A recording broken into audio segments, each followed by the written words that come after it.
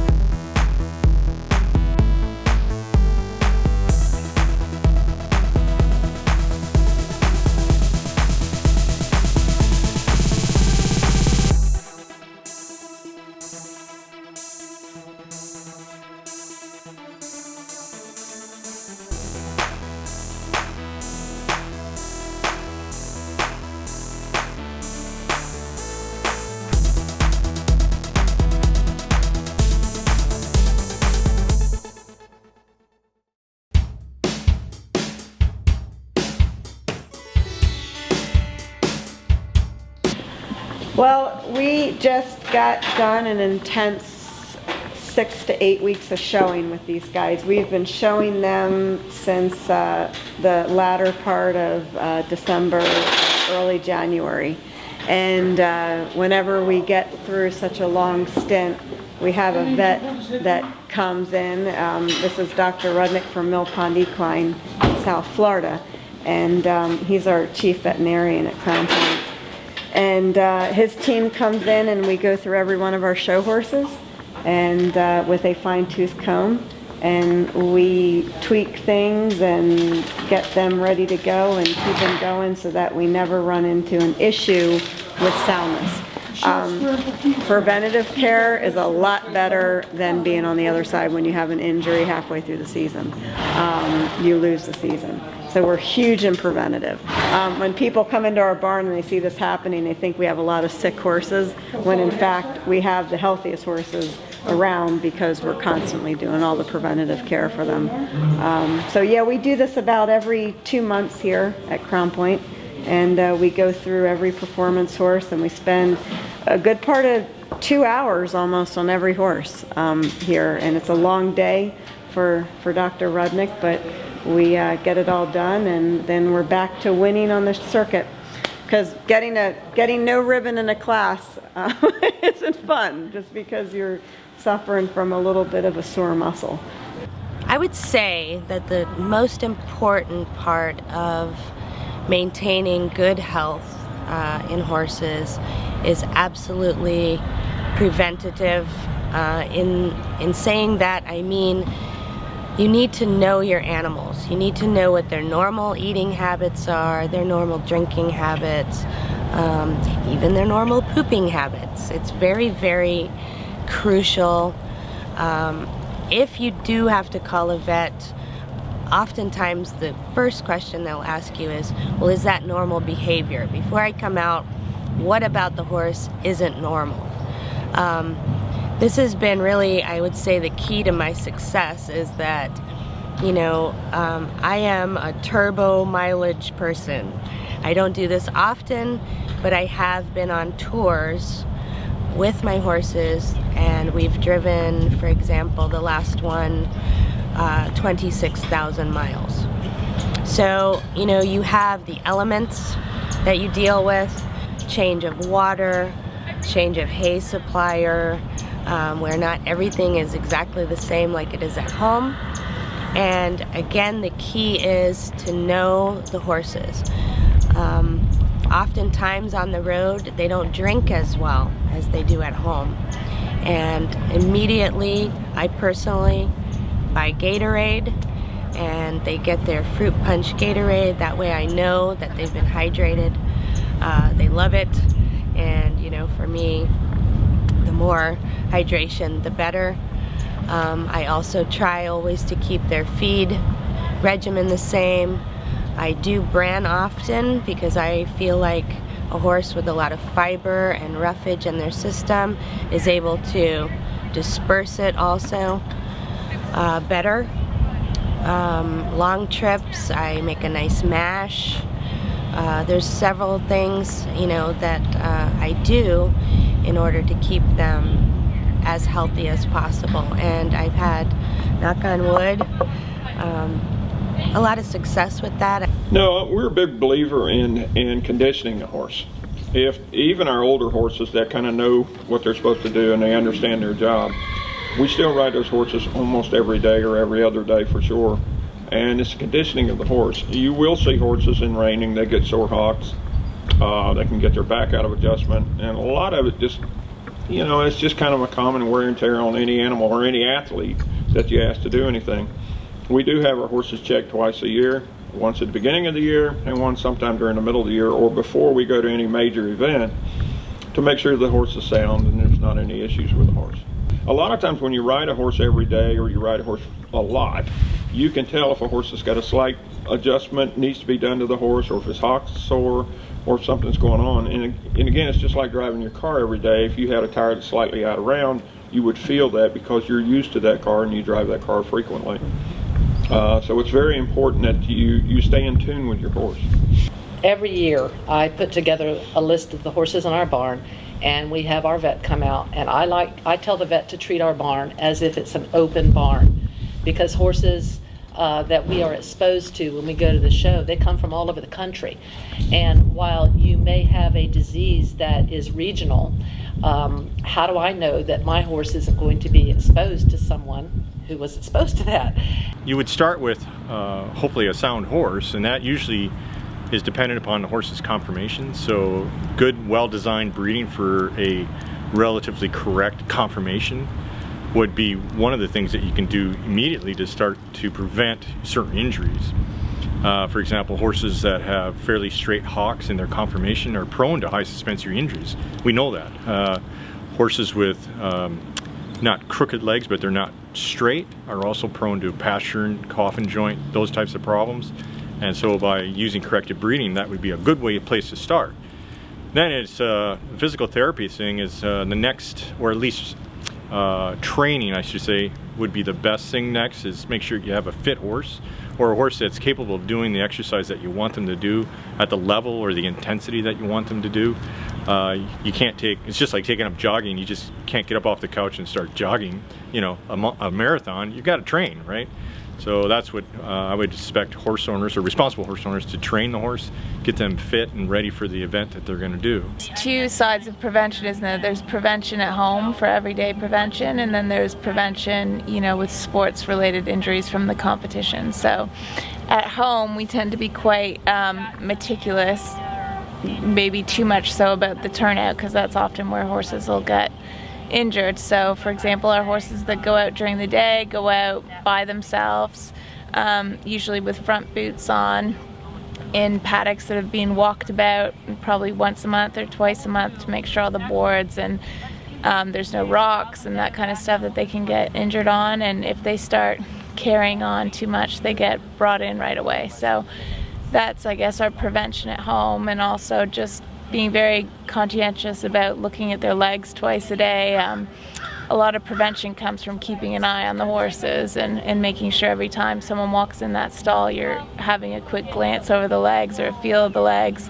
That's a big part of the everyday prevention. And then obviously with our event horses and preventing our sports-related injuries, I think I've learned that you really can't prevent them all, but we do our best by doing things like trying to condition our horses to the best of our ability so they're fit and they're you know, their muscles and tendons and everything are hard and fit and ready to be doing what they're going to be asked to be doing. And we obviously have them on very good feed, very good supplements. We have, you know, top class vets. We have the vets come look at them, you know, every few months, whether we need them to or not, just to have a baseline on our horses. So basically that's the broad spectrum of how we try to prevent injury. Prevention, the best thing you can do in Chinese medicine and regular medicine is rest.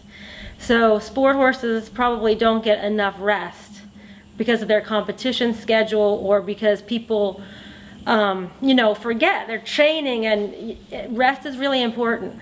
I see this a lot in people that don't rest themselves, like people that are going all the time, gotta get to the barn, gotta work my horse. But the resting can be really helpful, because when you work your horse really hard, especially the day after a show, you have all this micro trauma in their body, and they need time to get over that. Also, when we do acupuncture and chiropractic care, you do have some micro trauma there, because you're breaking down adhesions, you're fixing the damaged muscles and tendons.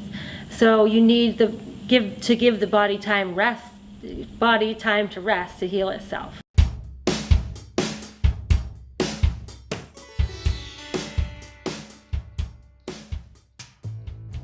Dressage horses, obviously we're concerned about soundness, and in particular how it relates to movement.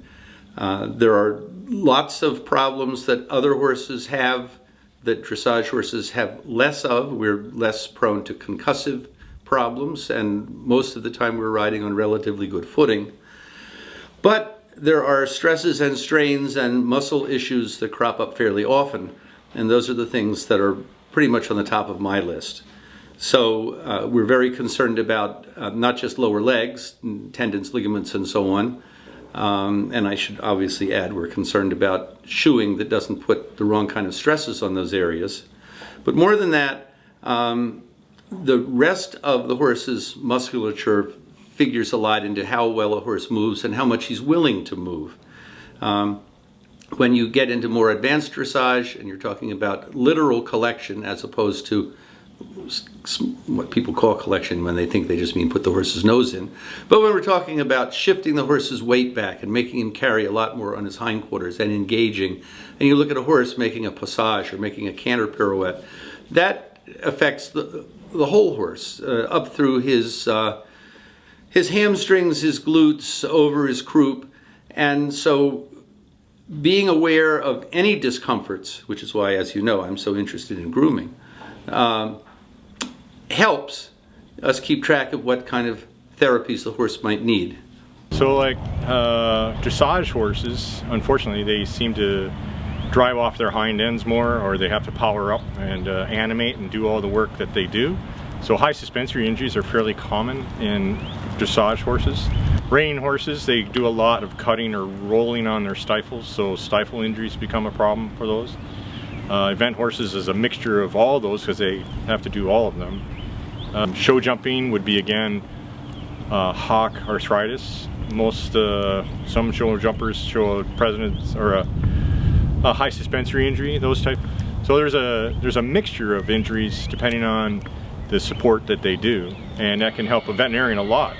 Try to predict or try to help them guide to decide where the lameness or the pain is coming from. This horse has been diagnosed with a soreness to the SI joint. The SI joint is the sacroiliac joint, and we're going to treat that today so that he can return comfortably to competition.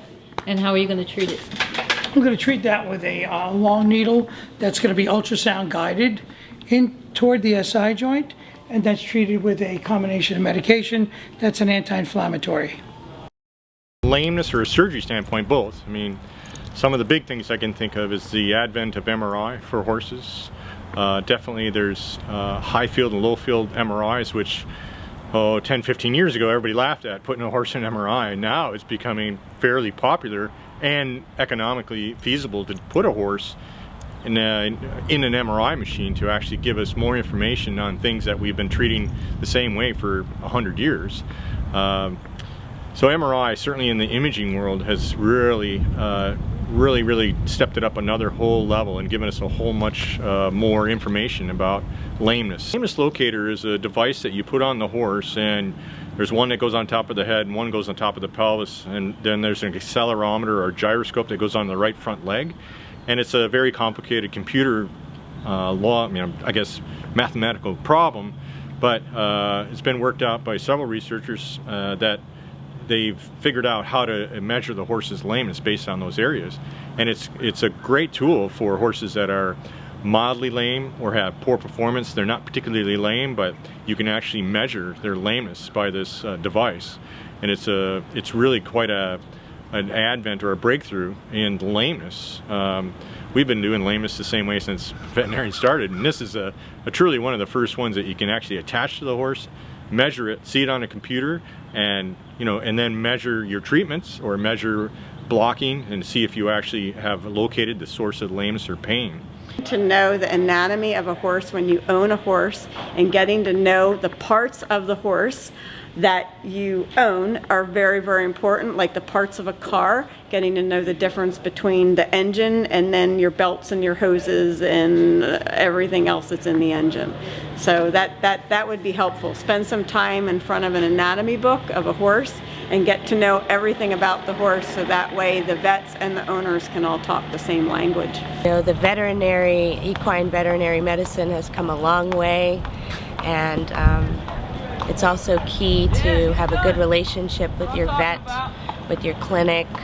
My vets in Sarasota, I can call them from all over, wherever I am, and say, this is what's going on, what do you think?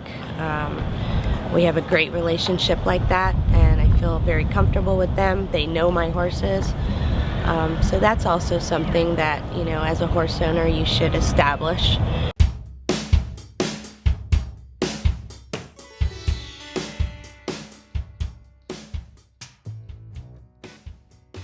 I'm quite interested in massage therapy. I'm interested in acupuncture for horses.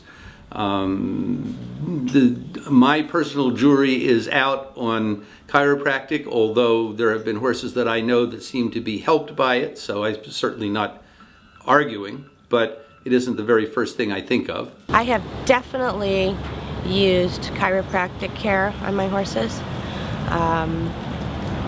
I have experienced several chiropractors who incorporate also the massage and the acupuncture. Some are better than others. I had one situation where the horse was extremely sore thereafter. I believe that person did too much too soon. The next person that came was fantastic, and the results were immediate and unbelievable. So yes, I do believe in that. You just, again, have to find the right person for your needs in that capacity. Our horses, at the end of the day, they're top athletes, and like any top athlete, they get the best care and medication that is required for them. Quite honestly, and I often think they get better care than we do, probably.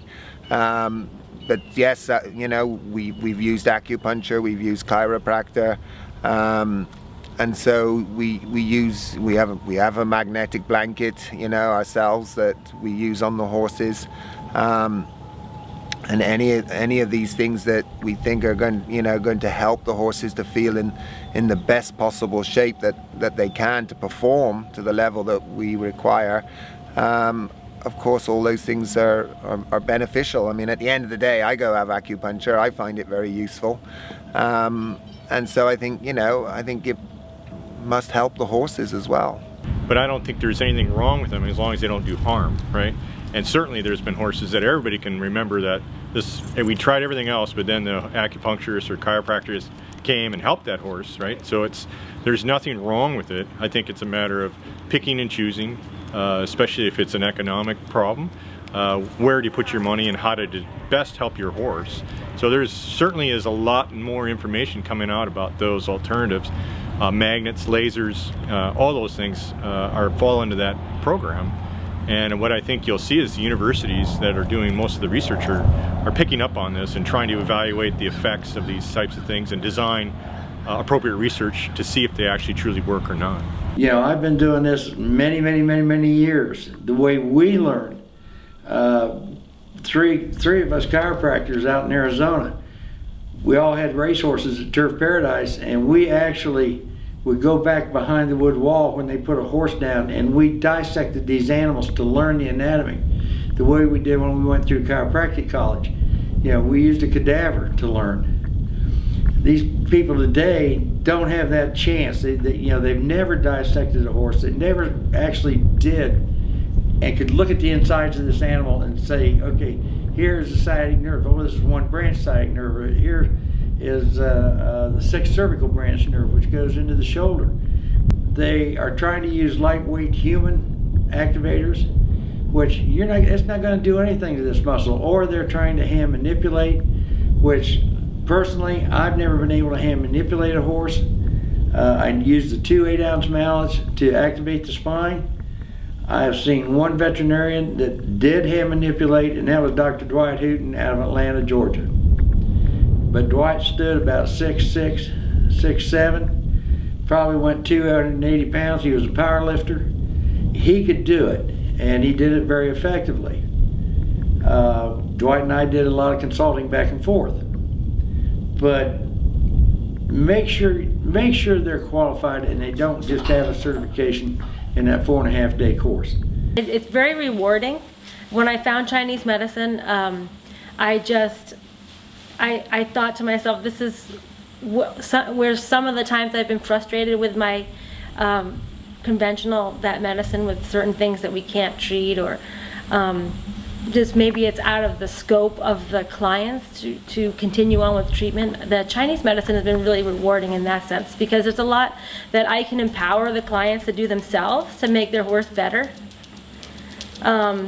So I think that really does help the horse to, like when we're talking about prevention, I think one of the hugest things you can do for prevention is to just acknowledge to your horse that they're athletes.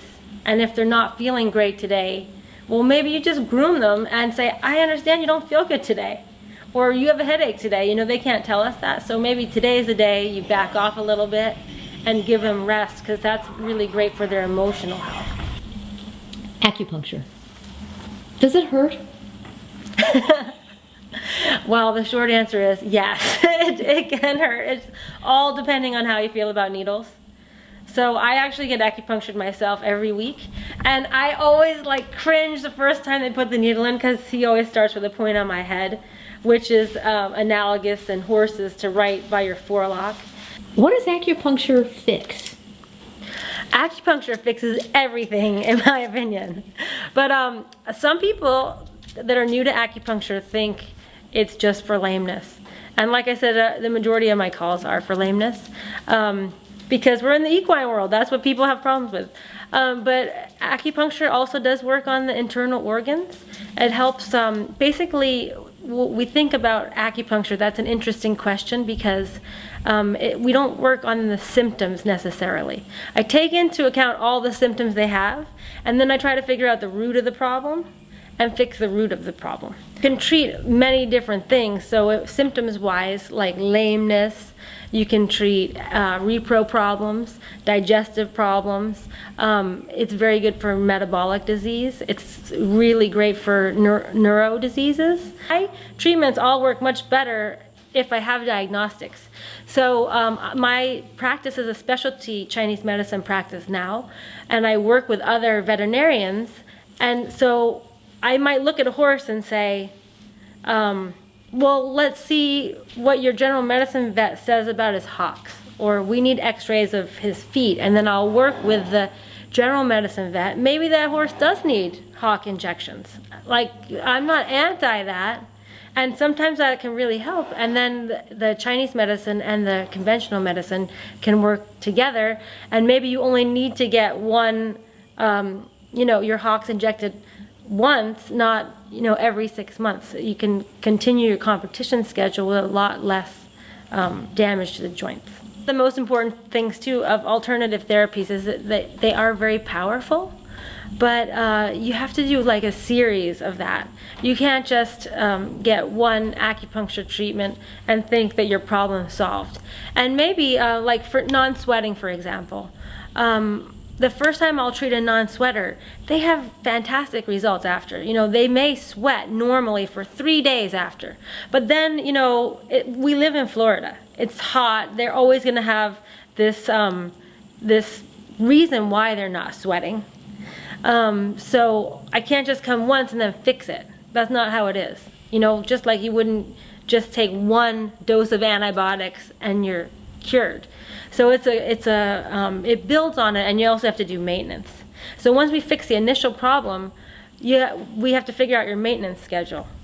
My wife is a Reiki master, and she thinks that works. But, you know, if anything that works is fine. I had my doubts, except once in the middle of the night, she Reiki'd me and made my watch stop. And it hadn't stopped for 3 years until 3 o'clock that morning. So maybe it counts, maybe it works. A very big difference between humans and horses when an injury occurs. As you said, what you do with your horses, you put them in the box and you make sure, then you gradually come back.